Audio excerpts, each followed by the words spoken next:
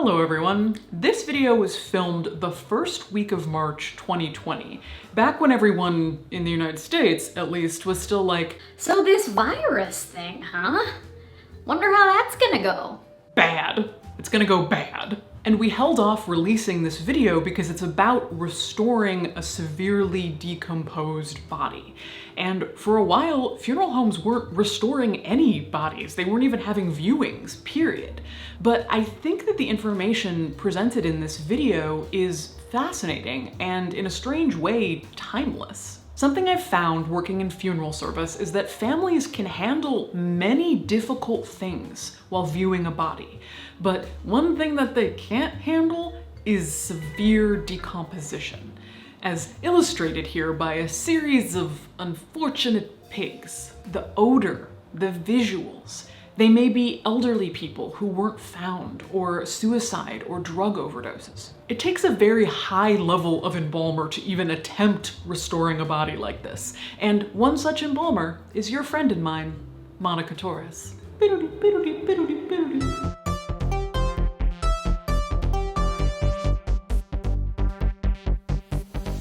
Welcome back to Phoenix, Arizona, the studio of Monica Torres, reconstructive specialist and embalmer. Highly requested return. When I arrived today, Monica had gotten me scrubs with my name on them. Look at that. Here's a real question. How many funeral directors, embalmers, restorative specialists are actually capable of restoring decomposing bodies on the level that you are able to? Many people don't understand that there is a whole subculture of funeral directors and embalmers that actually specialize in this type of work. And there's actually conventions that we go to where we focus on reconstruction and restoration of the deceased and what we call really hard cases. That's a really specific subculture. It really is. Yeah, talk about an interesting conference. I like to call these people, and they're my people, hardcore embalmers, because they are embalmers that are deeply committed to making viewing possible for families regardless of the circumstance of the death.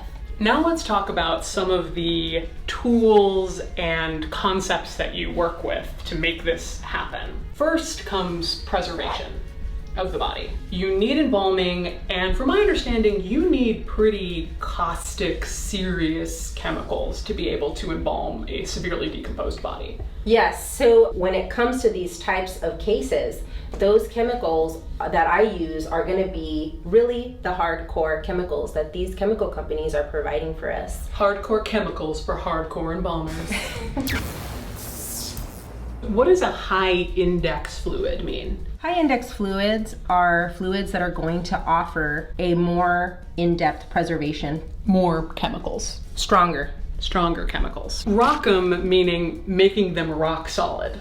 Agreed. We really do want that firming to take place within the tissue. It's super important for the type of work that we're going to be doing later in the restoration. Tell me about waterless embalming. Waterless embalming is actually kind of controversial within embalming circles. Ooh. Yes, so there's some embalmers that don't really agree with waterless embalming. They think that it's the chemical company's way of getting us to buy more chemicals. That sounds like a conspiracy I would have. Right. But what the term waterless really means is that you're not adding water to your tank, which is a standard practice for most embalmers' tanks. It would be partially water, partially fluids in this tank. What a waterless solution would do is just give you more bang for your preservative chemical buck. Exactly. That is exactly right. It's just a higher level, a more concentrated form of preservation. This is the kind of full face respirator that you use when embalming. Especially with these types of cases, for me personally, I wouldn't be able to offer these types of services to families without this type of protection for my respiratory system. If the chemicals are so intense that you need this on your face when you're doing the embalming, are the families safe when they're with the body? That's a really good question. I'm glad you brought that up. Families don't really have to be concerned with their own safety. Once formaldehyde comes in contact with the proteins in the body, it does return back to its organic state. Okay, so it's not like these intense chemicals are then leaching out of the body at the viewing. Our number one challenge when dealing with these bodies is odor. Eliminating and eradicating that odor is going to be our first step. What kind of things do you use within the cavity?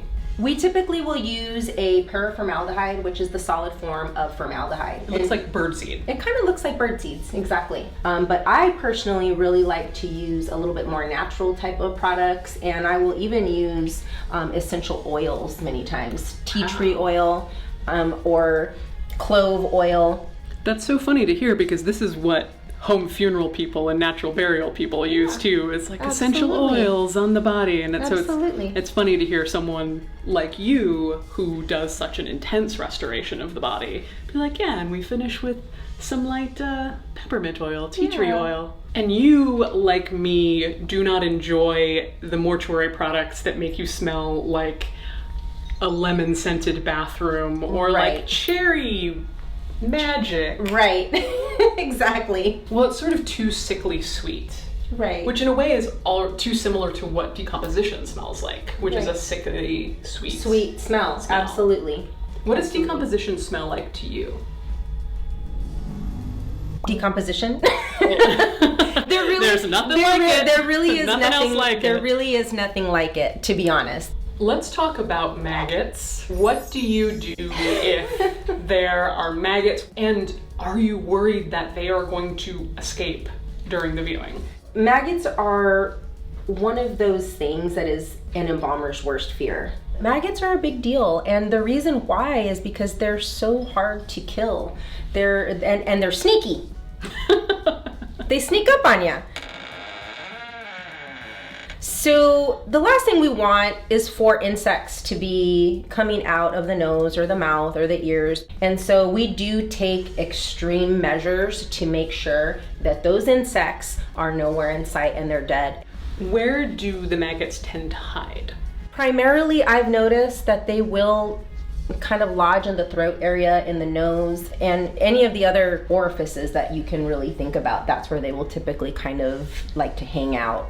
I remember you telling me a story about maggots that kept coming out of the throat and you couldn't figure it out. And that was like, wow, because we do sort of the same job, you and I, but I was like, that is something I have, like a secret colony of maggots is something that I have never had to deal with. Yes, and it can be really kind of stressful on the professional. But yes, we do have products that will attack insects. The main things that you focus on are the face and the hands. Yes, absolutely. For viewing, absolutely. Move these out of the way. And we're gonna look at this hand. You may remember this hand from previous video. Another problem that we have with Debbie is that she has a little bit of jaundice. This is, of course, this doesn't look like a decomposed hand would actually look. A decomposed hand tends to have really horrific looking skin slip. So you'll have the skin that has almost melted off the hand, and then the skin underneath it, which tend to be very different colors. But there is a way. There is a way to restore them, and we're gonna give you a little demonstration on that today. Let's do it. Caitlin's gonna be my Vanna White, and you're gonna hold Debbie's hand. And this chemical is it's a phenol-based chemical. It's one of the most amazing and powerful chemicals that we have in our prep room, and it has a lot of different uses. But what I do is I will simply take this spray and close the hole over the hand and spray straight into the bag. Not only is it going to have the topical preservation, but it's also going to accumulate fumes in there, which with this chemical is really powerful. Those fumes can actually embalm tissue just on their own. This is sort of like the booties that they put on during a manicure or pedicure. Absolutely, like a paraffin dip? Mm-hmm, yeah, exactly. How long would these bags stay on the hands? I leave those, every case is different, but I typically leave them on through the entirety of the process. When the hand finally comes out of the bag, all of that tissue is going to look different in color. So all the tissue will be cauterized, bleached almost, at least that's what we're shooting for. At that point, I like to use a abrasive type of nail file and go ahead and file some of that tissue off so that I can expose the beauty of the skin underneath. When we say skin slip, we don't mean that all the skin comes off and it's just blood and bones underneath. Skin slip is the top layers. Yes, it's the epidermis. So immediately right after, we're gonna file that skin off, and then we're gonna go through with our fillers, our post-mortem injectables, and inject hypodermically into the fingers and the top parts of the palm to make sure that we have a nice base for our cosmetics. We've embalmed, we've buffed, we've filled. Is the last step makeup? That's the last step. Monica just showed me this modified age spot beauty blender that That's she makes exactly what it herself to have the different textures of age spots. And so at that point, you can go in and stipple the makeup on. Something we haven't talked about is not everyone knows how radically people change colors when they've been decomposing for a couple of days. So that's when we really are going to turn to our airbrush cosmetics, which we talked about last time. And many of these cases, there are no promises. We can't really make promises to families. I will always tell the family, let me try, and in the end, it'll be your decision to keep the casket open or close it.